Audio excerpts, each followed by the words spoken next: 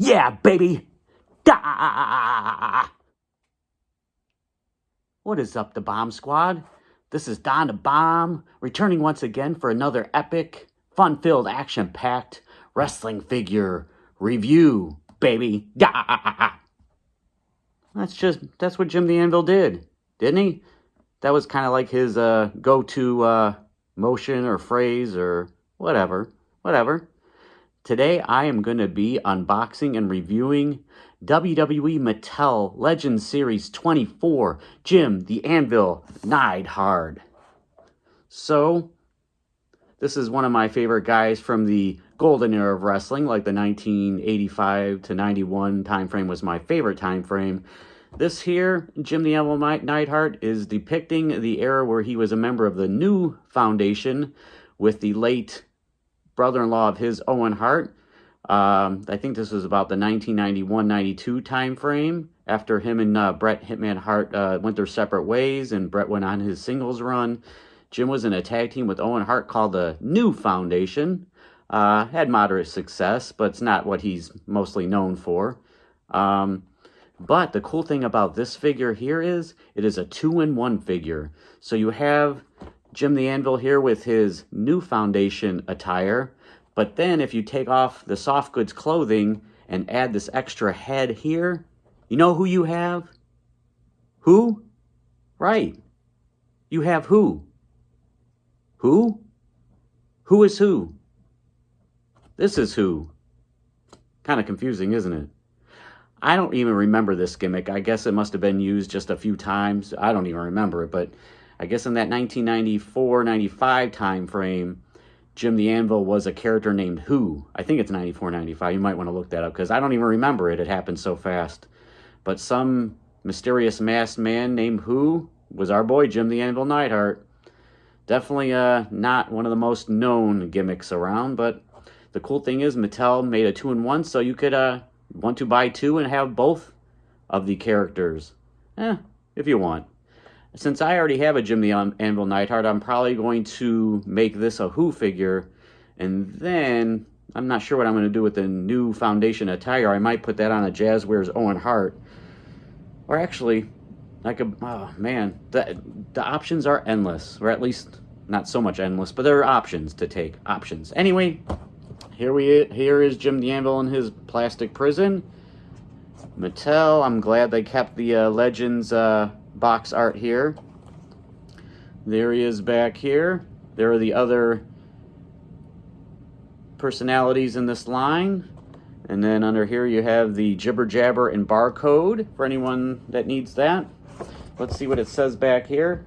It says the Hart Foundation disbanded after the World Tag Team Championship loss at WrestleMania 7. Bret Hitman Hart began a singles run for the WWE Championship. His partner, Jim the Anvil Neidhart, was left figuring out his next move.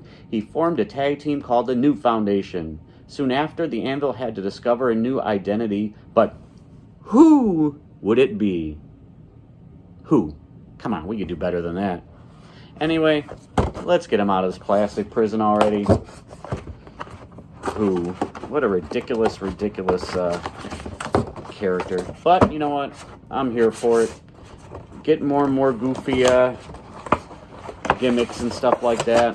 There's definitely a lot of things and a lot of goofy things that happened in the mid-90s that they could make figures from between WCW and WWF. So, take out the accessories out of the plastic prison, as my friend Kyle Peterson says. Take out the Who head. Oh my goodness. I guess if it was easy to get out, it wouldn't be a prison, now would it? Let's get Jim out of here. Looks like I'm going to need the special scissors. Hopefully that's, you know, he's tied in here as well. Good thing I brought the scissors with me.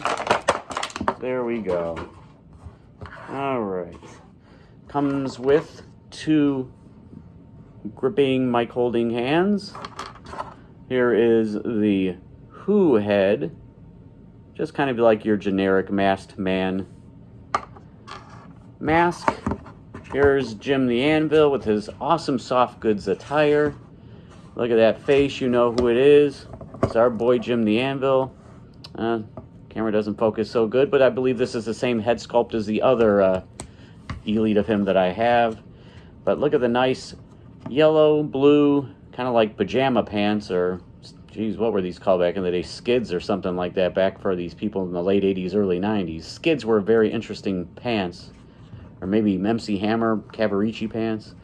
You have the checkered design. He has the headband and the sunglasses. Oh my goodness, this is actually really cool. Very nice soft goods here. And then we will take off the jacket.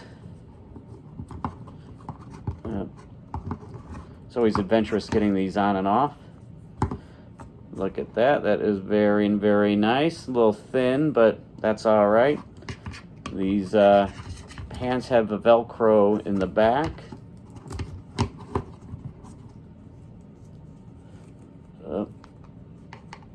Oh, come on. I probably should have prepared this a different way for the sake of time. But be it as it may, we just move on, and hope it doesn't go off the rails. It's interesting they still have the checkers on the boots there, because it really doesn't match the Who gimmick. But here are the pajama pants, or whatever you want to call them. Let's take off the headband and the glasses. There's Jim's head scan there. Yeah, baby! Da! Yeah. Take off that. Put the Who hat on. And there he is. You may ask who this is. It's Who. That's Who. You have your basic articulation. Bicep cut. Double jointed. Looks like pinless elbows. Love that. Head turns all the way around like he's in The Exorcist. Ab crunch, pretty good. The head up and down is decent. We have the double jointed pinless knees, sorry. Boot cut, thigh cut.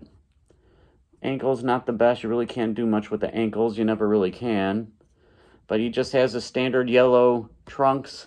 But he does have the checker design on the boots, which really doesn't go with the Who character, but who cares? Has the Jim the Anvil chest hair and stomach hair, a whole lot of it. There he is. That is pretty sweet. So let's bring in some of Who's friends. Who's friends?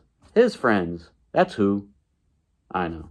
Let's bring in my other Jim the Anvil Neidhart Elite I have. I do not know which one this is exactly, but this is the Hart Foundation from the 1997, 98, probably 97. Yeah, that's around when the screw job, Montreal screw job happened.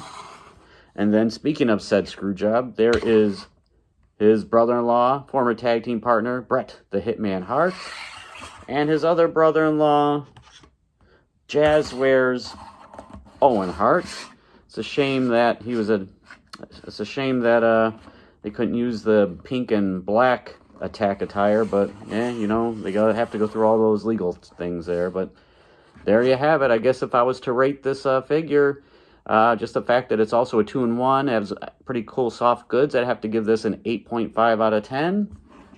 So hey, it's a pretty cool figure, and this is one that I saw at Target. I did not want to buy it at the the regular starting retail price, which is like $22 plus tax. So I played a little bit of the long game. Sometimes that can bite you in the ass, but luckily I saw the price dip down to about $16 today. Picked it up at Target.